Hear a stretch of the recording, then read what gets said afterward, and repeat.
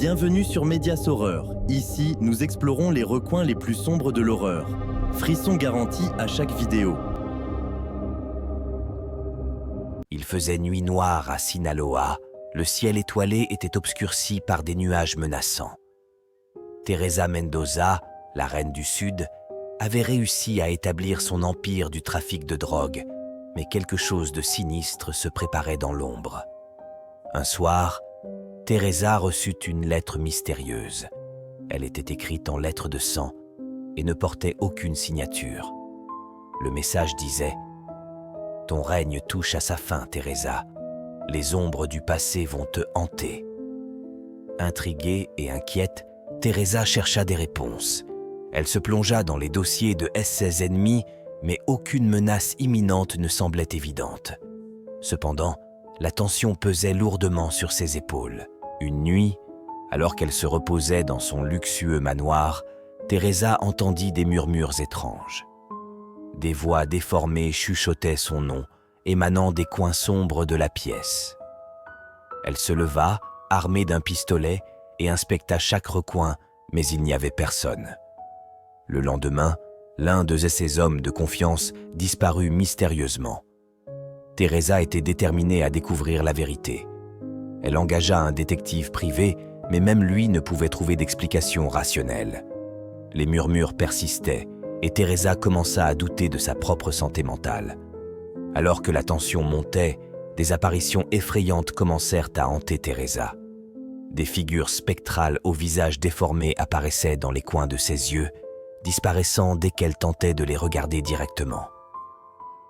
Elle se demandait si ces phénomènes étaient le résultat d'une machination bien orchestrée ou si elle perdait la tête. La nuit suivante, Teresa fit un rêve terrifiant. Elle était entourée de figures sombres qui murmurèrent des prophéties lugubres. « Ton règne est maudit, Teresa Mendoza.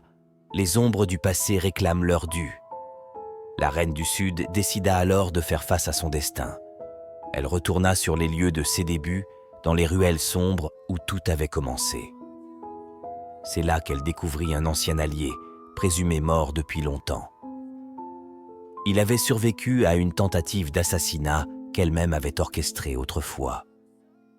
Cet homme, revenu d'entre les morts, était animé par la vengeance. Il avait juré de détruire tout ce que Teresa avait construit. Les murmures, les apparitions, tout était orchestré pour la pousser à la folie et la rendre vulnérable. La confrontation finale eut lieu dans un endroit abandonné, où les ombres du passé se matérialisèrent pour exiger justice. Teresa, armée de sa détermination, affronta son destin avec bravoure. Les ombres disparurent une fois pour toutes, emportant avec elles le poids des péchés du passé. Teresa Mendoza avait survécu à l'horreur qui avait assailli son empire. Elle était la reine du Sud, et même les ombres ne pouvaient pas l'engloutir.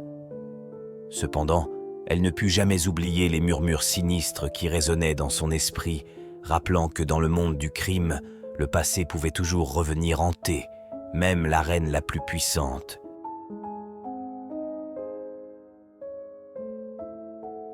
Des mois s'étaient écoulés depuis l'épisode des ombres du passé qui avait secoué l'empire de Teresa Mendoza. La reine du Sud avait réussi à rétablir l'ordre, mais une nouvelle menace planait au-dessus d'elle. Un soir pluvieux, Teresa reçut une mystérieuse invitation pour une réunion secrète dans une vieille villa délabrée en périphérie de Culiacán. Intriguée, mais méfiante, elle décida de s'y rendre, accompagnée de quelques-uns de ses hommes de confiance. La villa était plongée dans l'obscurité à leur arrivée. Des chandelles vacillantes éclairaient le chemin vers une pièce centrale où une silhouette encapuchonnée attendait. La voix rauque de l'inconnu résonna dans l'air humide. « Reine du Sud, tu pensais avoir échappé aux ombres du passé, mais une autre force sombre se lève. Une ancienne sorcière a été réveillée et elle cherche vengeance. » Teresa haussa un sourcil, habituée aux jeux de pouvoir et au complot. Cependant, l'atmosphère était électrique et la présence invisible de cette sorcière semblait se resserrer autour d'eux. La silhouette encapuchonnée expliqua que la sorcière avait été injustement emprisonnée par les rivaux de Teresa des années auparavant. Ayant survécu grâce à d'anciens rituels obscurs, elle avait juré de se venger de ceux qui l'avaient condamnée à une vie de ténèbres. Teresa, pragmatique et déterminée, demanda ce que cette sorcière voulait d'elle. La réponse glaciale la fit frissonner. « Ton âme en échange de la paix. Elle ne reposera que lorsque ton règne s'effondrera et que ta vie sera plongée dans le chaos. » Le dilemme était impossible. Teresa refusait de se soumettre à une force surnaturelle, mais les signes de l'influence de la sorcière se multipliaient. Des phénomènes étranges se produisaient dans son entourage. Des membres de son cartel étaient pris de folie, persuadés d'entendre des murmures maléfiques dans chaque coin sombre. Alors que la tension atteignait son paroxysme, Teresa comprit que la confrontation inévitable devait avoir lieu. Elle engagea un chaman local, expert dans les arts mystiques, pour l'aider à contrer la sorcière. La bataille finale entre la reine du Sud et la sorcière se déroula dans une forêt dense, à la frontière de Sinaloa. Le chaman invoqua des esprits protecteurs, tandis que la sorcière déchaînait ses pouvoirs obscurs. Des éclairs zébraient le ciel, et le sol tremblait sous le poids du combat surnaturel.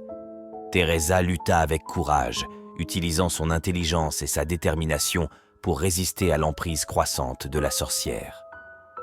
Finalement, le chaman réussit à sceller la sorcière dans un ancien artefact mystique, mettant fin à la menace qui pesait sur l'empire de Teresa. La tranquillité revint, mais l'expérience laissa des cicatrices indélébiles dans l'âme de la reine du Sud. La leçon était claire. Même dans le monde brutal du crime, des forces plus sombres pouvaient émerger, défiant la logique et mettant à l'épreuve même la reine la plus puissante. Teresa Mendoza savait désormais que pour rester au sommet, elle devait être prête à affronter les horreurs les plus inimaginables, qu'elles soient d'origine humaine ou surnaturelle.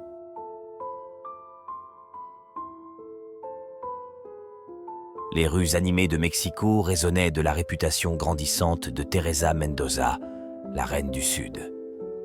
Mais au fur et à mesure que son empire s'étendait, une nouvelle menace émergeait, plus insidieuse que jamais. Teresa commença à recevoir des lettres, non pas écrites en sang, mais en lettres d'une encre noire profonde, imprégnée d'une énergie maléfique. Les messages décrivaient en détail des événements de son passé, des péchés qu'elle pensait avoir laissés derrière elle. Une ombre mystérieuse semblait connaître chaque secret enfoui. Intriguée et méfiante, Teresa découvrit que les lettres provenaient d'une vieille amie, Maria, qu'elle croyait morte des années auparavant. Maria, autrefois membre de confiance de son cartel, avait été trahie et laissée pour morte. Mais quelque chose d'obscur avait permis à Maria de revenir d'entre les morts, assoiffée de vengeance. Les manifestations de sa colère étaient terrifiantes. Des objets bougeaient d'eux-mêmes, des ombres prenaient vie et la température chutait de manière abrupte quand elle était à proximité. Maria, maintenant possédée par une force démoniaque, jurait de détruire tout ce que Teresa avait bâti. Les membres du cartel commencèrent à disparaître les uns après les autres, victimes d'une force surnaturelle indomptable. Teresa, bien que sceptique au début, comprit que cette menace dépassait les limites du monde qu'elle connaissait. Terrifiée mais déterminée, elle se tourna vers des experts en occultisme et en exorcisme. Ensemble, ils plongèrent dans les mystères du passé de Maria, découvrant un rituel occulte qui avait été utilisé pour la ramener à la vie. La vengeance de Maria était guidée par une entité démoniaque qui avait faim d'âme. La confrontation finale eut lieu dans un ancien temple abandonné où Maria, possédée et méconnaissable, attendait. Les forces du bien et du mal s'affrontèrent dans une bataille qui secoua les fondations du temple. Des flammes infernales dansaient autour d'eux, tandis que des hurlements démoniaques résonnaient dans l'air. Teresa, armée de détermination et de la volonté de protéger son empire, réussit à briser l'emprise démoniaque sur Maria. Cependant, la victoire n'était pas sans sacrifice. Teresa avait perdu des amis précieux au cours de cette bataille surnaturelle. Alors que le calme revenait, Teresa se retrouva seule, contemplant les ruines du temple. Les ombres du passé et les démons intérieurs étaient devenus une réalité tangible, et elle savait que même en tant que reine du Sud, il existait des forces auxquelles elle ne pouvait échapper. L'histoire de Teresa Mendoza, la reine du Sud, était désormais tissée de fils mystiques, rappelant que même dans le monde impitoyable du crime, les ténèbres pouvaient prendre des formes inattendues. Teresa, cependant, était prête à affronter tout ce qui se dresserait sur son chemin, qu'il s'agisse d'ennemis humains ou de forces surnaturelles.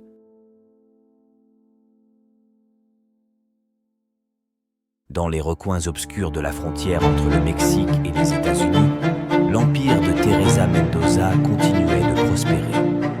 Cependant, une nouvelle menace s'éveilla lorsqu'un mystérieux cartel rival émergea des ombres, opérant avec une cruauté impitoyable. Des rumeurs circulaient sur la provenance surnaturelle de ce cartel, alimentant les cauchemars des membres du territoire de Teresa. Les trafiquants de drogue rivalisaient non seulement pour le contrôle des routes, mais aussi pour le contrôle de forces occultes anciennes. Le soir de pleine lune, Teresa fut témoin d'une manifestation terrifiante. Les membres de son cartel furent retrouvés morts, mutilés dans des rituels mystiques, les symboles du cartel rival gravés dans leur chair. Teresa savait que cela dépassait le simple jeu du pouvoir. Les avertissements macabres commencèrent à arriver. Des messages écrits en une langue ancienne, que même les experts linguistes avaient du mal à déchiffrer. Les avertissements prédisaient la chute imminente de l'empire de Teresa aux mains de forces démoniaques. Déterminée à protéger son royaume, Teresa fit appel à un exorciste local et à des chamans expérimentés. Ensemble, ils plongèrent dans les mystères de la sorcellerie et des pactes démoniaques qui semblaient entourer le cartel rival. Au cours de leur quête, Teresa découvrit un ancien artefact caché dans les montagnes, un talisman maléfique qui avait le pouvoir de canaliser des forces surnaturelles. Elle réalisa que le cartel rival avait conclu un pacte avec les entités démoniaques pour obtenir un avantage sur elle. La bataille qui s'ensuivit fut épique. Les cieux s'assombrirent, les vents hurlèrent, et les deux cartels se livrèrent à une guerre mystique. Des créatures de l'ombre émergèrent des ténèbres, invoquées par les rituels maléfiques du cartel rival. Teresa, armée du talisman qu'elle avait neutralisé, parvint à retourner les forces démoniaques contre leur créateur. La frontière entre le monde réel et le surnaturel se déchira, et un tourbillon d'énergie déchirante engloutit le cartel rival. La victoire, bien que honteuse, assura la survie de l'empire de Teresa. Elle savait que dans ce monde où la frontière entre le bien et le mal était floue, de nouvelles menaces surnaturelles pouvaient surgir à tout moment.